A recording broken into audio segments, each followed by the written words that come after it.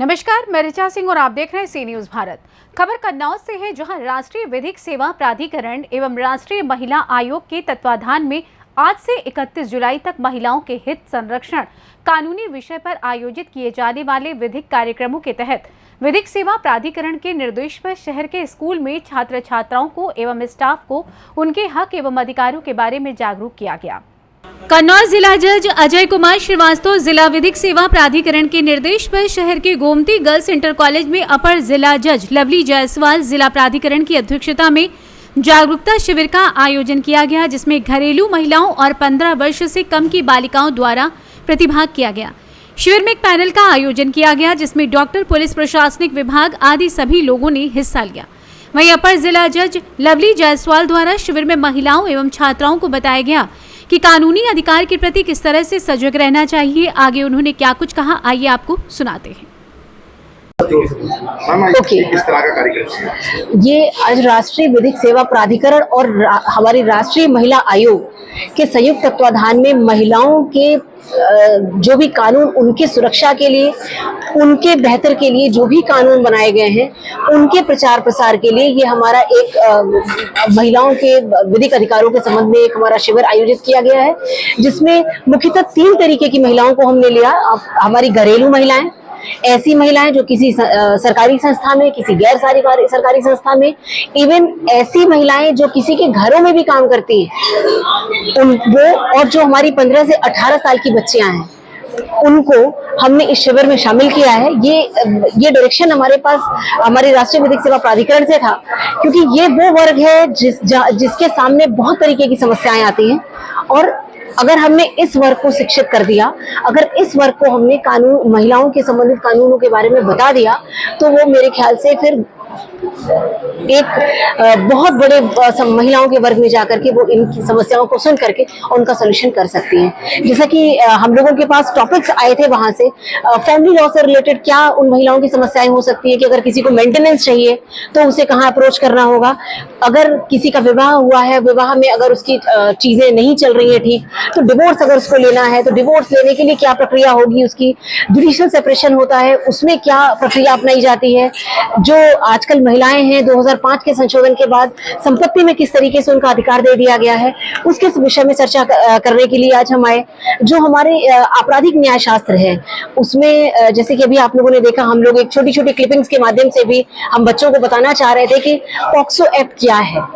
ये जो छोटे बच्चों के साथ ये जो लैंगिक अपराध हो रहे हैं उसमें बच्चों के पास क्या अधिकार है, वो क्या कर सकते हैं इसमें। तो हमारे पास अगर कोई एसिड अटैक सर्वाइवर हमें मिलता है या किसी के साथ एसिड अटैक होता है तो वो आगे उसके क्या अधिकार हैं। एक उत्तर प्रदेश पीड़ित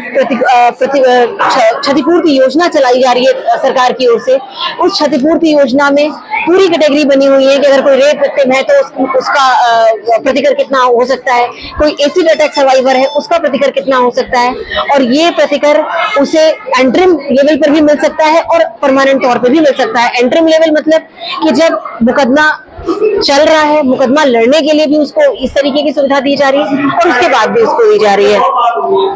और जैसा कि आपने देखा, हमारे पास हमारे डॉक्टर्स की बहुत अच्छी टीम बैठी हुई थी जो पीसीपीएनडीटी एक्ट और एमटीपी एक्ट, पीसीपीएनडीटी एक्ट जहां की कन्या भ्रूण हत्या के संबंध में इस पर हम लोगों की चर्चा की गई, जिसमें डॉक्टर साहब ने बहुत अच्छे से सबको बताया कि आखिर ये जो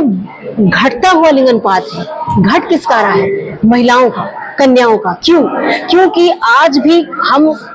भले ही हम मंगल पे, चांद पे कहीं पहुंच जा रहे हैं, बट हम ऐसा देख रहे हैं कि आज भी कई बार ऐसा हो रहा है कि बेटों की चाह, जो लड़कों की चाह है वो उससे ही समाज ग्रसित है, और कन्याओं का मतलब जो भ्रूण है, कन्या भ्रूण है, उसका पता लोग गर्भावस्था के दौरान ही लगाना चाहते हैं, जिससे कि अगर उनको ये पता चल जाए कि घर में लड़की है तो वो फिर आगे उस हिसाब से उसे हटा सके या वो कर सके। लेकिन इसी की वजह से जो ये घटता लिंग अनुपात है उसको हम कैसे रोकें, कैसे हमारा ये लिंग अनुपात मेंटेन होना चाहिए, उसके संबंध में बहुत अच्छा डॉक्टर साहब ने हमारे बताया। हमारे साथ डॉक्टर जोशना शुक्ला हमारे डिस्ट्रिक्ट हॉस्पिटल से जुड़ी थी, जिन्होंने महिलाओं के जो उनकी यूट्रस में जो सर्वाइकल कैंसर की प्रॉब्लम होती है उसके क्या लक्षण होते हैं, उसका निदान कैसे हो सकता है, उसकी वैक्सीनेशन को क्या कहते हैं और ये वैक्सीन कब लगवाई जा सकती है, इसके संबंध में भी उन्होंने काफी विस्तार से ये सब चर्चा की थी। और इन्हीं सारे मुद्दों पर बात करने के लिए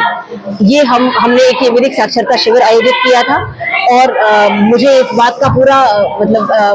ये मुझे उम्मीद है कि आज यहाँ जितनी महिलाएं, जितनी बच्चियां इस कार्यक्रम में प्रतिभाग किया है उन्होंने, वो कम से कम जाके अपने 10 और बच्चियों को, 10 और महिलाओं को बताएंगी। और ये जो हमने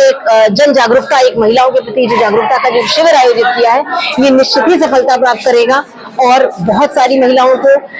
सर्वाइकल कैंसर के बारे में और उनके जो जुड़े हुए उनके जो कानून हैं, उनके जो हेल्पलाइन नंबर्स चल रहे हैं 1090, 1091, 112, या जो हमारी जो गर्भावस्था की जो महिलाएं, उनके लिए एम्बुलेंस,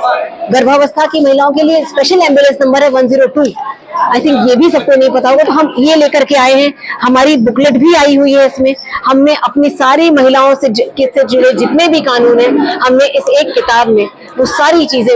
मेंशन कर रखी हैं। और ये चीजें हमने, हमारी जितनी भी यहाँ महिलाओं ने प्रतिभाग किया, हमने उन सबको दिया। मैं अपने जिला विधिक सेवा प्राधिकरण कन्नौज की तरफ से आप सभी मीडिया कर्मियों का भी आभार करती हूँ कि आपने इस हमारे शिविर को, हमारे इस कार्यक्रम को आयोजित कराने में हमारा बहुत योगदान दिया। बहुत बहुत धन्यवाद। बच्चों में एजुकेशन देखा जाता है जी, वो एजुकेशन नहीं हो पाता है जी, उसके लिए कुछ अलग करने की जरूरत होती है। कुछ बच्चों ने शिकायत की, जी, कैसा रिस्पॉन्स? नहीं, हमें बहुत अच्छा रिस्पांस मिला इसके लिए। और हम एक बहुत अच्छी पहल की गई उनसे कि अगर आप शब्दों से नहीं बता सकते, अगर आप खड़े होकर नहीं बता सकते, अगर आप चाहते हैं कि आपकी पहचान गुप्त रहे, तो आप बिना अपने नाम की एक पर्ची हमारे पास भेज दीजिए। जैसा कि आपने देखा कि हमारी मैडम के पास, सीओ मैडम हमारी बैठी हैं, और सीओ मैडम के पास 2-3 पर्चियां आई जिसमें कि उन बच्चियों ने अपनी बात कही कि वो कैसे जब ट्रैवल करती हैं स्कूल से घर आते समय या घर से स्कूल जाते समय, तो फिर उन्हें किस तरीके की समस्या का सामना करना पड़ रहा है। और मैडम ने उनको बिल्कुल बेहिचक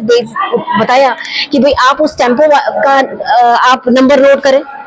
आप उस टेम्पो वाले से तुरंत कहें कि अगर आप रिक्शा वाला है, टेम्पो वाला है, आप उससे कहें आप तुरंत रोको, आप या तो उन लड़कों को उतारो या तो मैं उतर रही हूँ। और उन्होंने कहा कि अगर आपके पास मोबाइल है तो आप कैसे भी आप उन लड़कों का आप फोटो खींच लो और आप हमें तुरंत फॉरवर्ड करो। उन्होंने अपना नंबर भी शेयर किया। उन्होंने 112 बताया कि आपको क्विक रिस्पांस चाहिए, आप 112 डायल कीजिए और आपके पास तत्काल पुलिस आएगी और आपकी समस्या का निवारण करेगी। 112 को भी लगता नहीं, ऐसा क्या? कन्नौज से सी न्यूज़ संवाददाता शिबू सैनी की रिपोर्ट। फिलहाल इस खास खबर में बस इतना ही। देश दुनिया की तमाम खबरों की जानकारी के लिए देखते रहिए सी न्यूज़ भारत। हर खबर आपके साथ, आपके हाथ।